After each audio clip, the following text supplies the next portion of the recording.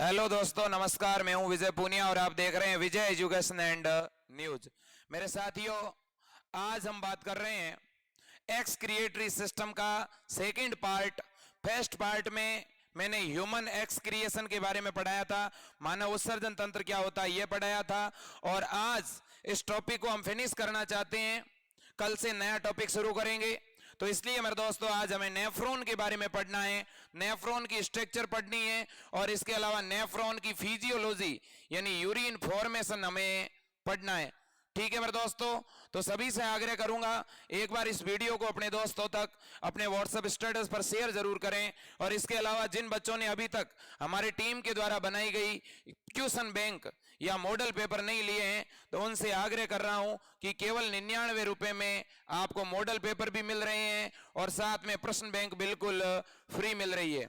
तो दोनों ही चीजें आपको एक साथ मिल रही है। लेने के लिए नीचे व्हाट्सएप नंबर दिया गया है, उस पर आप तुरंत मैसेज करके और ले सकते हैं।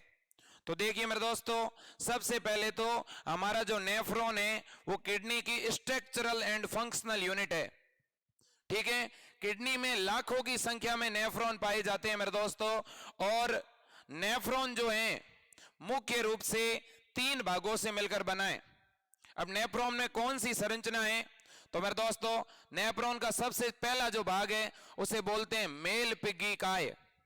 ठीक है, तो सबसे पहला भाग हो गया मेल पिगी काय यानी मेल पीजियन बॉडी। दूसरा जो मेरे दोस्तों इसका जो भाग है उसे अपन बोलते हैं कॉन्वोल्यूटेड ट्यूब्यूल्स। ठीक है, यानी कुंडलित नलिका। तो दूसरा भाग हो गया कुंडलित नलिका यानी कॉन्वोल्यूटेड ट्यूब्यूल्स। इसके बाद में मेरे दोस्तों तीसरा जो भाग है वो है कलेक्टिंग डक्ट। कलेक्टिंग डक्ट को हम संग्राहक नलिका भी कहते हैं। तो कलेक्टिंग डक्ट, संग्राहक नलिका। सभी बच्चे इस जानकारी को ध्यान से समझना, बहुत ही महत्वपूर्ण चीजें आज पढ़ा रहा हूं आपको। सबसे पहले हम बात करते हैं मेल पिगी काय की। मेरे दोस्तों, यह जो आपको नेफ्रॉन दिख रहा है, इस नेफ्रॉन का ये जो प्याले नुमा भाग है इसे बोलते हैं बोमेन संपुट। क्या कहते हैं? बोमेन संपुट यानी बोमेन कैप्सूल कहते हैं इसको मेरे दोस्तों। तो ये तो हो गया बोमेन संपुट। और मेरे दोस्तों इस बोमेन संपुट के अंदर ये ब्लड वेसल्स आके खुलती है। आपको पता होना चाहिए हमारी किडनी के अंदर रीनल आर्टरी, वृक्क धमनी नाइट्रोजनी अपशिष्ट ब्लड लेकर आती है। वो जो वृक्क धमनी है, रीनल आर्टरी है, वो किडनी के हाइलम से एंटर करती है। हाइलम से एंटर करने के बाद डिवाइड हो जाती है अलग अलग शाखाओं में। और उनकी ये एक शाखा है, इसे मेरे दोस्तों आर्ट्रियोल कहते हैं। एफरेंट आर्ट्रियोल यानी अभिवाही धमनी का। ठीक है मेरे दोस्तों, तो यह है अभिवाही धमनी का।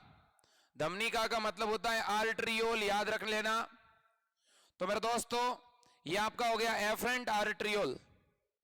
वहीं दूसरी ओर ये यहां पर एंटर करने के बाद आप देखो छोटी छोटी नलिकाओं में विभाजित हो रही है। देखो आप इधर इसकी बहुत छोटी छोटी शाखाएं हैं। तो जब कोई आर्ट्रियोल फर्दर डिवाइड होता है मेरे दोस्तों, तो इस आर्ट्रियोल की ये जो शाखाएं होती है, इन शाखाओं को कैपिलरी कहते हैं। तो ये यहाँ पे कैपिलरी का गुच्छा बन रहा है। कैपिलरी का एक ग्रुप है, एक जाल है, एक नेट है। और ये जो नेट है कैपिलरी का, इसे केसी का गुच्छक या ग्लोमेरुलस कहते हैं। यह संरचना क्या कहलाती है सर? यह कहलाती है ग्लोमेरुलस। इसे क्या कहते हैं? ग्लोमेरुलस। तो मेरे दोस्तों ग्लोमेरुलस और बोमेन संपुट ये दोनों मिल करके क्या बनाते हैं? मेल पिगी काय। एक नंबर का क्वेश्चन आ सकता है, याद रखना। तो बोमेन संपुट और कौन? और सर ग्लोमेरुलस। बोमेन संपुट और ग्लोमेरुलस ये दोनों मिलकर के क्या बनाते हैं? मेल पिगी काय। इतनी बात समझ में आई। अब सुनिएगा, तो आराम से सर रेस्ट करें। हमारे गुरुवर आए हैं फिजिक्स के लेक्चरर, तो इसलिए इनके भी वीडियोस बहुत जल्द आपको मिलेंगे। तो सुनिएगा मेरे दोस्तों, नेक्स्ट पॉइंट ये है कि यहां पर मेरे दोस्तों आपको जो ये ग्लोमेरुलस दिख रहा है, आखिर इस ग्लोमेरुलस का काम क्या है वो इसकी फिजियोलॉजी में पढ़ेंगे मेरे दोस्तों। ये फिल्ट्रेशन का काम करता है, ये ब्लड को क्या करता है, फिल्टर करता है मेरे दोस्तों, फिल्ट्रेशन का काम करता है। अगर आपसे पूछें कि सर आप इतना बता दो कि ये जो बोमेन संपुट है, ये जो बोमेन कैप्सूल है, इसकी जो ये भित्ति है ये किसकी बनी हुई है, याद रख लेना मेरे दोस्तों, बोमेन संपुट की जो भित्ति है वो बनी होती है स्क्वेमस एपिथेलियल की। मेरे दोस्तों ये सल की उपकला से मिलकर बनी है। कौन भाई, बोमेन संपुट की जो भित्ति है, जो वॉल है, वो सल की उपकला से मिलकर बनी होती है मेरे दोस्तों। और ये जो सल की उपकला है स्क्वेमस एपिथेलियल है मेरे दोस्तों। इस स्क्वेमस एपिथेलियल में छोटे छोटे परवर्ध पाए जाते हैं, और मेरे दोस्तों इसलिए ऐसी सेल को पोडोसाइट भी कहते हैं। तो यहां पर आपको क्या दिखाई देती है सर, पोडोसाइट दिखाई देती है।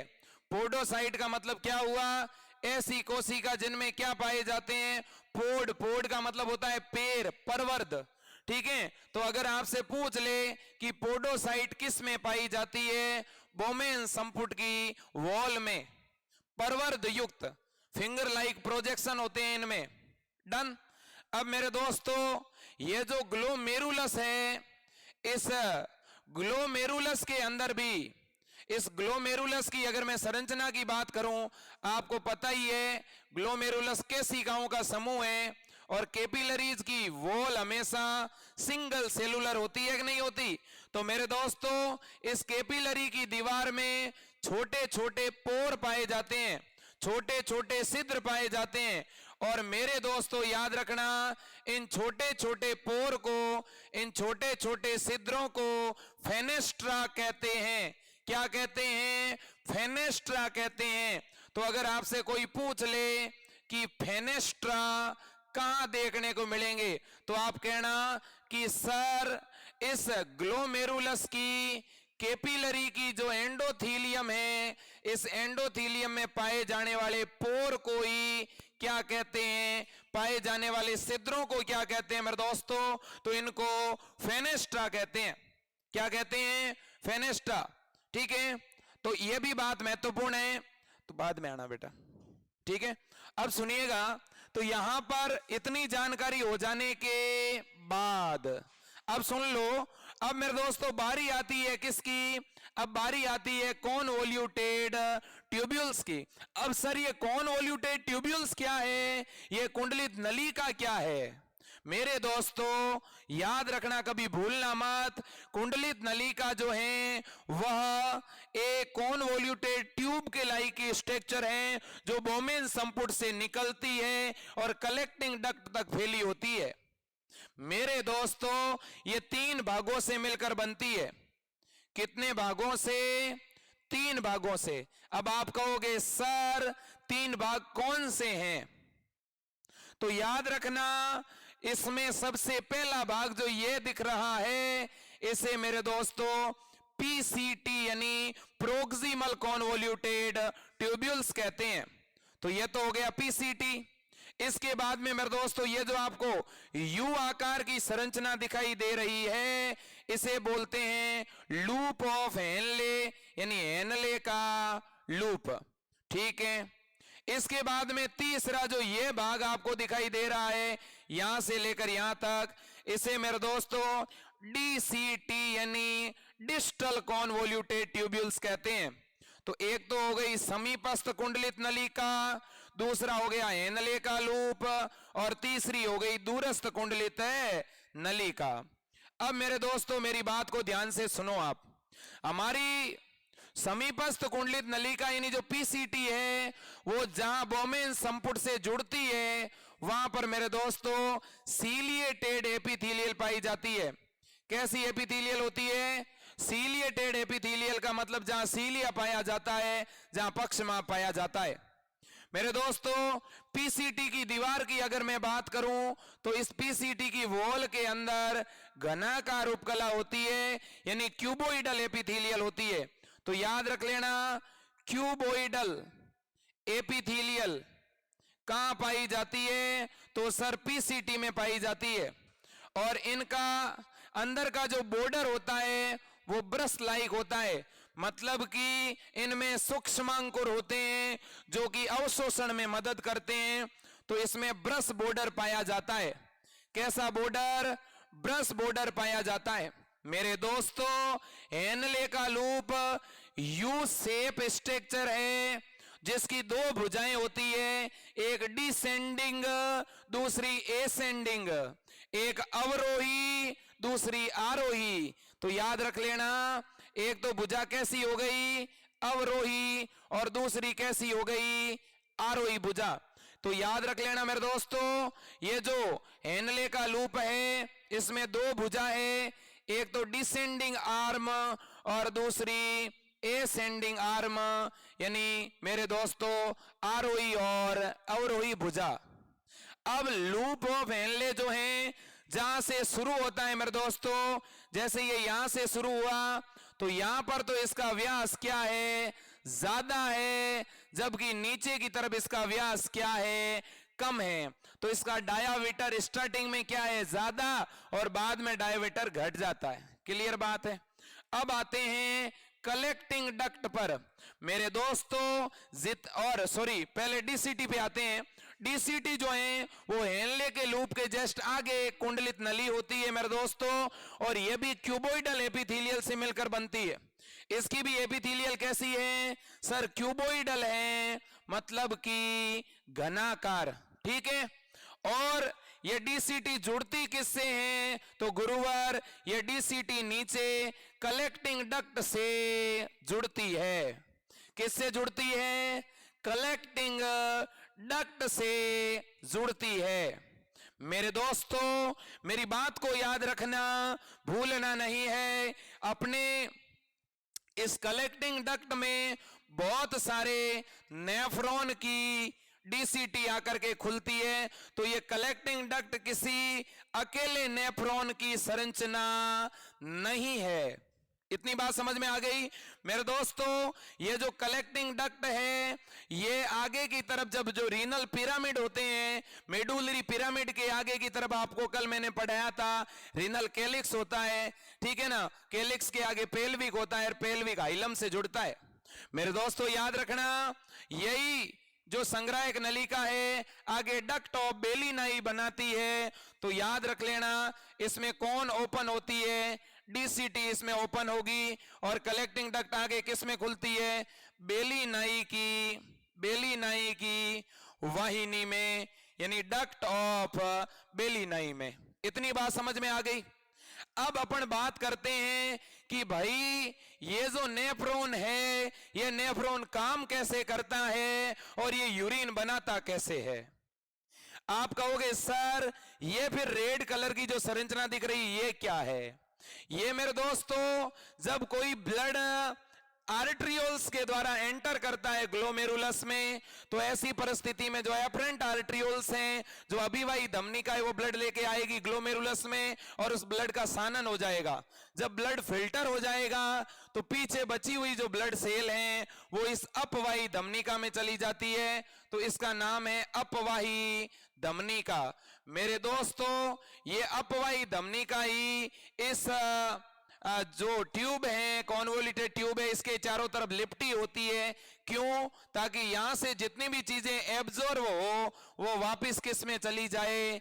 आर्टरियोल में चली जाए और वापस शरीर में चली जाए। इसलिए इसके बाहर पेरी ट्यूब्यूलर ब्लड वेसल्स पाई जाती है और उसी का ये एक भाग है। हेनले के लूप के चारों तरफ जो ब्लड वेसल्स होती है उसे वासा रेक्टा कहते हैं। क्या कहते हैं, वासा रेक्टा। इतनी बात समझ में आ गई मेरे दोस्तों। अब अपन इसकी फिजियोलॉजी समझते हैं कि आखिर ये नेफ्रॉन काम कैसे करता है। ठीक है, ये स्क्रीनशॉट लेना चाहते हो आप ले सकते हो मेरे दोस्तों। यहां से 2 क्वेश्चन बनाना चाहता हूं। सबसे पहला जो एमसीक्यू बना रहा हूं वो ये है कि आप मुझे ये बताइएगा, फेनेस्ट्रा फेनेस्ट्रा कहां पाए जाते हैं। एक क्वेश्चन ये आ सकता है। ऑप्शन में आ गया ग्लोमेरुलस की एंडोथीलियम में, ऑप्शन बी में आ गया बोमेन कैप्सूल में, ऑप्शन सी में आ गया जो है पीसीटी में या फिर डीसीटी में। याद रखना फेनेस्ट्रा किस में होंगे, तो सर ग्लोमेरुलस जो कैप्सूल है, पूरी जो ग्लोमेरुलस है इसमें। ठीक है, इसके बाद में नेक्स्ट क्वेश्चन आपसे पूछा जाएगा, पोडोसाइट कहां पाई जाती है, ग्लोमेरुलस में, बोमेन कैप्सूल में, पीसीटी में कि डीसीटी में। तो आपका आंसर क्या होगा, आपका आंसर होगा सर बोमेन कैप्सूल में। ठीक है, फिर मैं कहूंगा कि वासा रेक्टा कहां होती है, तो आप क्या कहोगे, सर हेनले के लूप के चारों ओर। ठीक है, फिर मैं कहूंगा कि भाई ये जो संग्राहक नलिका है, कलेक्टिंग डक्ट है, ये एक दूसरे से जुड़ करके किस में खुलती है, तो आप कहोगे सर डक्ट ऑफ बेलिनाई में। ठीक है, अब मैं आपसे पूछूंगा कि भाई ये बताओ कि ये अपना जो बोमेन कैप्सूल है इसकी दीवार में कौन सी एपिथेलियल होती है, स्क्वेमस। फिर मैं पूछूं अगर पीसीटी और डीसीटी में कौन सी है, क्यूबोइडल। 2 ही नाम याद रखना है, स्क्वेमस कहां है, बोमेन कैप्सूल में, और सॉरी हाँ क्यूबोइडल कहां है, तो पीसीटी एंड डीसीटी में। ठीक है, अब आगे बढ़े। अब बात करते हैं फिजियोलॉजी की। ये मूत्र निर्माण की क्रिया विधि, यूरिन का फॉर्मेशन किस प्रकार होता है वो पढ़ते हैं। प्रयास करते हैं कि आज इस क्लास में इस टॉपिक को फिनिश करें ताकि नए टॉपिक को शुरू करवा सकें। मेरे दोस्तों आपसे आग्रह करता हूं, आप सभी वैसे तो बहुत जो है ज्यादा संख्या में जुड़ते हैं, बहुत जो है मेहनत कर रहे हैं, लेकिन मेरे दोस्तों आपका प्यार, आपका सम्मान इसी प्रकार से मिलता रहना चाहिए और आपके लिए दिन भर प्रयास कर रहे हैं, नित्य नए वीडियोस बना रहे हैं मेरे दोस्तों। तो सुनिएगा, बात करते हैं यूरिन फॉर्मेशन की। यूरिन फॉर्मेशन यानी मूत्र निर्माण की क्रिया विधि। एक बात कहना चाहूंगा, जितने भी बच्चे विजय एजुकेशनल न्यूज के टेलीग्राम चैनल पर नहीं जुड़े हैं, वो आज नीचे टेलीग्राम चैनल का लिंक डाला हुआ है, तुरंत जुड़ जाना। मैं टेलीग्राम चैनल पर ही हर एक जानकारी डालता हूं।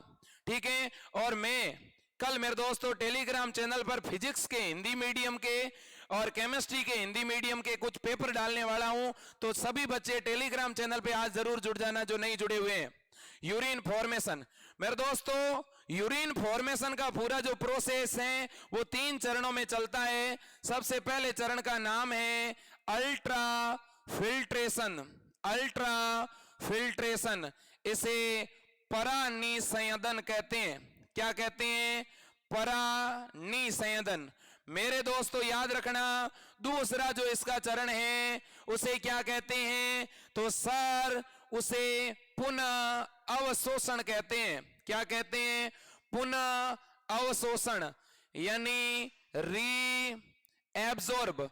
अब मेरे दोस्तों याद रखना, नेक्स्ट तीसरा जो चरण है वो है मेरे दोस्तों श्रावण, इसे आप बोलते हो सीक्रेशन। तो आप ही मुझे बता दो कि हमारा जो ये नेफ्रॉन है ये किस तरह से ब्लड के अंदर से यूरिया अलग करता है और उसे यूरिन के रूप में बाहर एक्सक्रिएट करता है। वो पूरी प्रोसेस यहां पर संक्षेप में समझने वाले हैं मेरे दोस्तों। देखो, एक होता है फिल्ट्रेशन और एक होता है अल्ट्रा फिल्ट्रेशन। जैसे कोई आपके पास छलनी है और उससे जैसे आप चाय सान रहे हो या और कोई पानी सान रहे हो, तो मेरे दोस्तों जब पानी सानते हो, चाय सानते हो, उसमें कण बड़े बड़े होते हैं, इसलिए उन जो छेद होते हैं छलनी के उनमें वो फंस जाते हैं और उसे आप सान लेते हो आराम से। वो हो गया फिल्ट्रेशन। एक होता है अल्ट्रा फिल्ट्रेशन। अल्ट्रा फिल्ट्रेशन का मतलब जब कोई फिल्टर पेपर के ऊपर छिद्र बहुत ज्यादा छोटे हो, ठीक है ना, तो फिर उनके द्वारा किसी चीज को सानना अल्ट्रा फिल्ट्रेशन कहलाता है।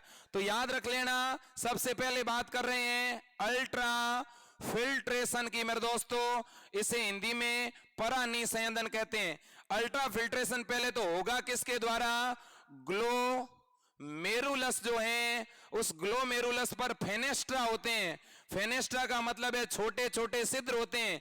इन्हीं छिद्रों से मेरे दोस्तों ब्लड का क्या होगा, फिल्ट्रेशन होगा, यानी सानन होगा। अब आप मुझे कहोगे सर क्या पूरा ब्लड ही सन कर नीचे आ जाएगा? नहीं मेरे दोस्तों, याद रखना जो ब्लड है हमारा, उस ब्लड के अंदर से सारी चीजें सन करके नहीं आती, केवल कौन सी चीजें फिल्टर होकर के आती है। तो याद रखना मेरे दोस्तों, एक तो इसमें से अमीनो एसिड, इसके अलावा ग्लूकोज, इसके अलावा वाटर, इसके अलावा मिनरल्स यानी मेरे दोस्तों खनिज लवण, ठीक है, यानी कुछ आयंस, यही चीजें हैं। और यूरिया, यूरिक अम्ल यानी नाइट्रोजनी वेस्ट, नाइट्रोजनी वेस्ट, ये चीजें फिल्टर होके आती है। इसका मतलब इन चीजों का अगर ब्लड में से जो है ये चीजें फिल्टर होके आ रही है, तो कौन सी चीजें हैं जो फिल्टर नहीं होती? ठीक है, फिल्टर याद रखना कौन सी चीजें नहीं होती। तो याद रखना एक तो कभी भी हमारी जो ब्लड सेल हैं वो फिल्टर होकर के नहीं आती, कभी भी मेरे दोस्तों प्रोटीन फिल्टर होकर के नहीं आता। यह बात आपको याद रखनी पड़ेगी। अब सुनिएगा, नेक्स्ट पॉइंट पे चलते हैं मेरे दोस्तों। जब फिल्ट्रेशन होता है तो ऐसी परिस्थिति में यहां 3 प्रेशर काम करते हैं। कितने प्रेशर? 3। और ये 5 स्टार पॉइंट है, मैं बना करके लिखना चाहता हूं, सुनिएगा। एक जो प्रेशर काम करता है उसका नाम है GHP, glomerular hydrostatic pressure, glomerular hydrostatic pressure. मेरे दोस्तों यह प्रेशर ग्लोमेरुलस में लगता है, ग्लोमेरुलस के द्वारा नीचे की तरफ एक प्रेशर लगाया जा रहा है। याद रख लेना, ग्लोमेरुलर हाइड्रोस्टेटिक प्रेशर कब लगेगा और क्यों लगेगा? क्योंकि अभिवाही धमनिका का व्यास क्या है? ज्यादा, और अपवाही धमनिका का व्यास क्या है? कम। तो अंदर से ब्लड इधर से तो ज्यादा आ रहा है, लेकिन जाने के लिए जगह कम है, तो फिर वो किधर को जाएगा? नीचे की तरफ। ऐसा प्रेशर कहलाता है GHP, और GHP की वैल्यू होती है 70 mmHg। वेरी वेरी मोस्ट है, याद रखना। ठीक है मेरे दोस्तों, इसके बाद में जो दूसरा प्रेशर है उसका नाम है BCOP। क्या नाम है?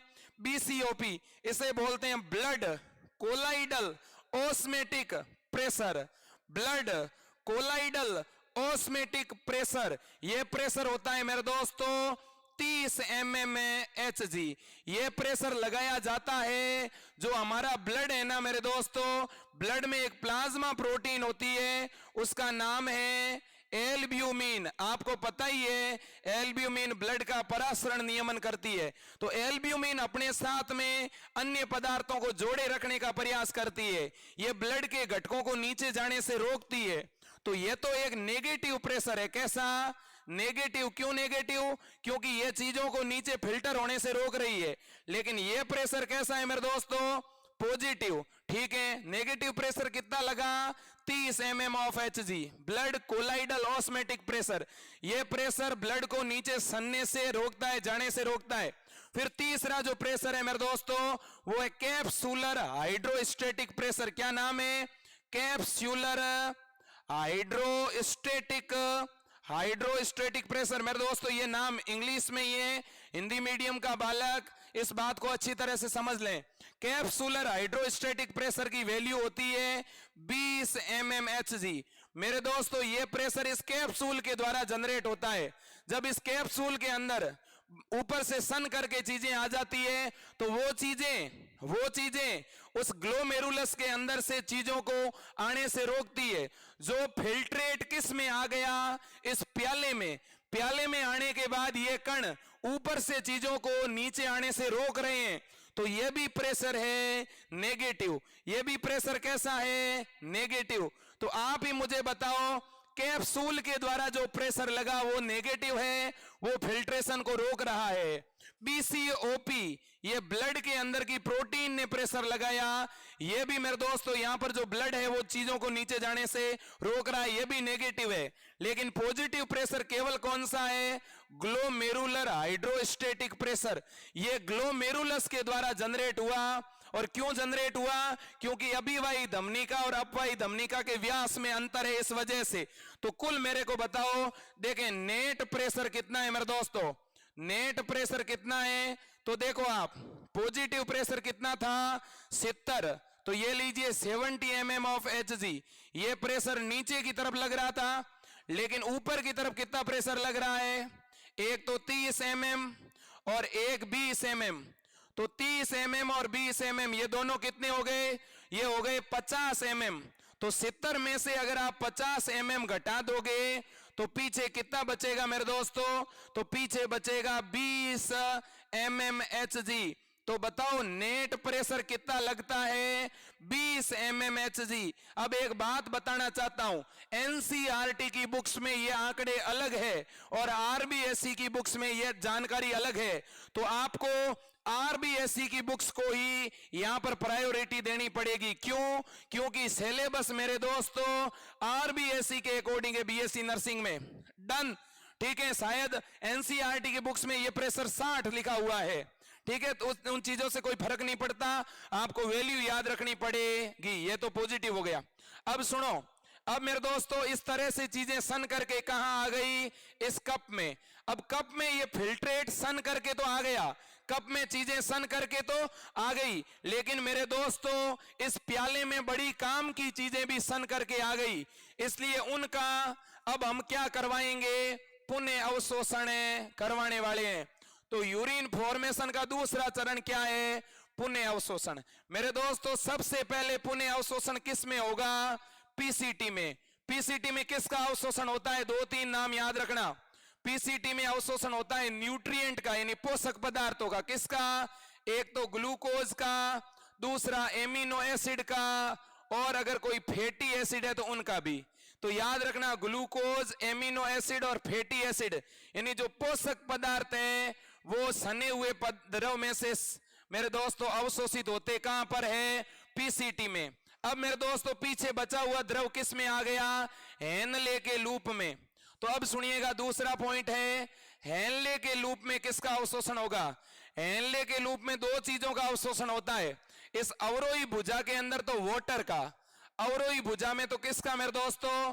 वाटर का। और जो आरोही भुजा होती है उसमें आयन का अवशोषण होता है। आयन का मतलब सोडियम, पोटेशियम, ठीक है, क्लोराइड। याद रख लेना मेरे दोस्तों। तो हेनले के लूप में जल का और आयन का अवशोषण होता है। तीसरा अवशोषण है डीसीटी में। वेरी वेरी मोस्ट है, कई बार एग्जाम में क्वेश्चन आया हुआ है। डीसीटी में पदार्थों का अवशोषण कितने हार्मोन पर निर्भर करता है? 2 हार्मोन पर, एक तो एडी हार्मोन और दूसरा एल्डोस्टेरोन। एक तो कौन सा मेरे दोस्तों? एडीएच। कमेंट बॉक्स में कमेंट करके बताओ, देखें एडीएच हार्मोन कौन स्रावित करता है? पीयूष ग्रंथि की पश्यपाली एडीएच हार्मोन स्रावित करती है। एडीएच हार्मोन मेरे दोस्तों जल के पुनः अवशोषण को बढ़ाता है। तो डीसीटी के अंदर पानी का ज्यादा से ज्यादा अवशोषण कौन करवाएगा? ADH hormone. तो यहां पे किसका अवशोषण होगा? ज्यादातर जल का पुनः अवशोषण। लेकिन ये कंडीशनल है, ये एडीएच पर निर्भर करेगा। अगर एडीएच कम हुआ तो यहां पानी का अवशोषण नहीं होगा और ज्यादा से ज्यादा जल यूरिन के साथ निकल जाएगा। फिर मेरे दोस्तों दूसरा है एल्डोस्टेरोन। आप मुझे बता सकते हो एल्डोस्टेरोन हार्मोन कौन स्रावित करता है? पीयूष ग्रंथि का कॉर्टेक्स। पीयूष ग्रंथि के कॉर्टेक्स में मैंने पढ़ाया था जोना ग्लोमेरुलोसा, जोना फेसिक्युलेटा, जोना रेटिक्युलरिस, जीएफआर, 3 परतें पढ़ाई थी, ठीक है ना। तो ग्लोमेरुलोसा के द्वारा मिनरलोकॉर्टिकोइड हार्मोन स्रावित होता है और मिनरलोकॉर्टिकोइड हार्मोन में से सबसे कॉमन हार्मोन है मेरे दोस्तों एल्डोस्टेरोन। ये हार्मोन मिनरलोकॉर्टिकोइड है, इसलिए ये मिनरल का पुनः अवशोषण करवाता है। मतलब सोडियम आयन हो गया, क्लोराइड ऋणायन हो गया, तो ये आयनों का क्या करवाएगा? पुनः अवशोषण। ठीक है, अब 5 मिनट हो रहे मेरे दोस्तों जानकारी, तो सुनिएगा। अब इसके बाद में हम बात किसकी कर रहे हैं? इसके बाद बात कर रहे हैं सीक्रेशन की, यानी श्रावण की। तो सुनिएगा, तीसरा जो चरण है वो है सीक्रेशन। क्या? सीक्रेशन मेरे दोस्तों, यानी श्रावण। अब सारी चीजें जो काम की थी वो तो हमने अवशोषित करवा दी। अब पीछे जो भी चीजें बचेगी वो क्या है? वो नाइट्रोजनी अपशिष्ट है, यूरिया, यूरिक अम्ल जैसी चीजें। तो वो नाइट्रोजनी अपशिष्ट हम किस में डाल देते हैं, कलेक्टिंग डक्ट में, और कलेक्टिंग डक्ट से वो किस में चली जाती है, डक्ट ऑफ बेलिनाई में, और डक्ट ऑफ बेलिनाई से आगे मेरे दोस्तों रीनल पेल्विक कैलिक्स से होता हुआ आगे हाइलम में चले जाती है और यूरिटर में चला जाता है, यूरिटर से यूरिनरी ब्लैडर में, और यूरिनरी ब्लैडर से यूरिथ्रा द्वारा बाहर निकल जाता है। तो इस तरह से ये पूरा प्रोसेस चलता है। संक्षेप में फिर से जान लो, गलती मत करना। सबसे पहले ब्लड आया एपरेंट आर्टियोल के द्वारा ग्लोमेरुलस में, जहां पर मेरे दोस्तों ब्लड का सानन हुआ और सना हुआ पदार्थ कप में आ गया, ठीक है। इसके बाद में ये पीसीटी में आया, पीसीटी में मेरे दोस्तों ग्लूकोज अमीनो अम्ल का पुनः अवशोषण हुआ, यहाँ निष्क्रिय अवशोषण होता है। फिर नीचे एनले के लूप में सना हुआ पदार्थ आया, तो एनले के लूप की पहले जो अवरोही भुजा थी उसने वाटर का, आरोही भुजा ने आयनों का पुनः अवशोषण किया। फिर पदार्थ चला गया डीसीटी में, डीसीटी के अंदर मेरे दोस्तों एडीएच हार्मोन ने जल का पुनः अवशोषण और एल्डोस्टेरोन ने मेरे दोस्तों आयनों का पुनः अवशोषण करवाया। अब पीछे बचा हुआ जो पदार्थ है उसे हम मूत्र कहेंगे, यूरिन कहेंगे, और यूरिन चला गया किस में, कलेक्टिंग डक्ट में, और कलेक्टिंग डक्ट से डक्ट ऑफ बेलिनाई, डक्ट ऑफ बेलिनाई से रीनल कैलिक्स, रीनल कैलिक्स से पेल्विक, पेल्विक से हाइलम, हाइलम से यूरिटर, यूरिटर से यूरिनरी ब्लैडर, यूरिनरी ब्लैडर से यूरिथ्रा के द्वारा बाहर निकल गया। इतनी बात आपके समझ में आ गई होगी। यहां प्रेशर कितने काम करते हैं, देखो जीएचपी किसके द्वारा, ग्लोमेरुलस नीचे की तरफ डालता है ये प्रेशर, और सीएचपी ये कैप्सूल के द्वारा ऊपर की तरफ लगने वाला प्रेशर है, ठीक है। और मेरे दोस्तों एक है बीसीओपी, ये ब्लड में पाए जाने वाले कोलाइडी पदार्थों के द्वारा लगने वाला प्रेशर है। अब लास्ट पॉइंट सुन लो मेरे दोस्तों, और वो है उत्सर्जन तंत्र से संबंधित विकार, ठीक है। उत्सर्जन तंत्र से संबंधित विकार, तो कौन कौन सी डिजीज है जो कि एक्सक्रिएटरी सिस्टम से रिलेटेड है, उनकी भी हम यहां बात करना उनकी हम यहां बात करना चाहते हैं। कुछ महत्वपूर्ण जो है उनकी बात करेंगे। एक तो है हिमेटोयूरिया, ये बहुत ज्यादा पूछा जाता है, हिमेटोयूरिया। मेरे दोस्तों याद रख लेना, हिमेटो या हिम शब्द कहीं आए इसका मतलब होता है आरबीसी। तो मेरे दोस्तों अगर मूत्र के साथ आरबीसी का श्रावण हो जाए तो उसे हिमेटोयूरिया कहते हैं।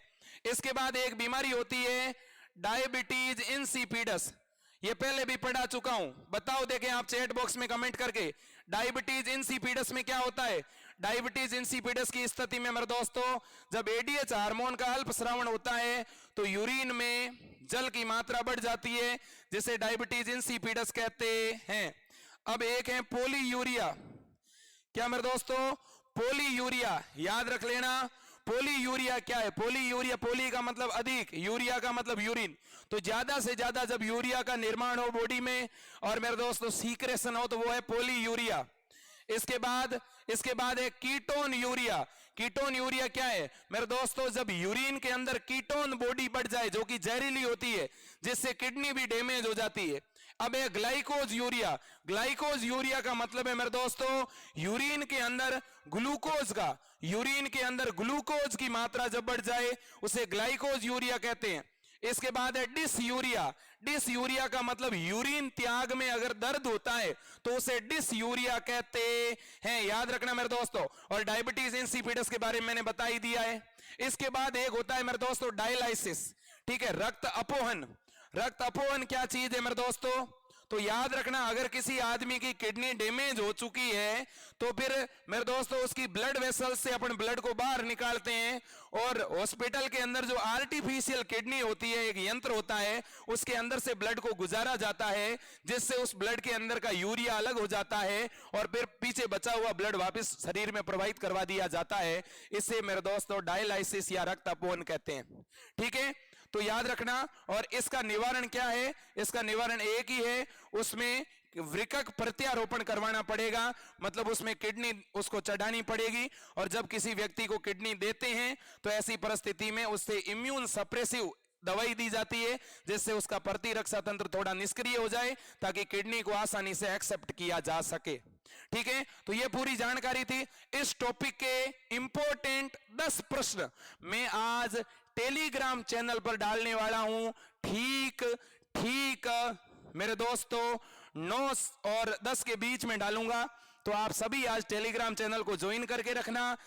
एक दो दिन थोड़ी क्लास 5:30 शुरू हो रही है, तो इसके लिए थोड़ा क्षमा प्रार्थी हूं। ठीक है मेरे दोस्तों, तो मॉर्निंग में तो आपको हमेशा क्लास मिली रही है, अब केमिस्ट्री की क्लास भी वापस शुरू हो जाएगी। तो मेरे दोस्तों आज के लिए इतना ही। जय हिंद, वंदे मातरम, भारत माता की जय।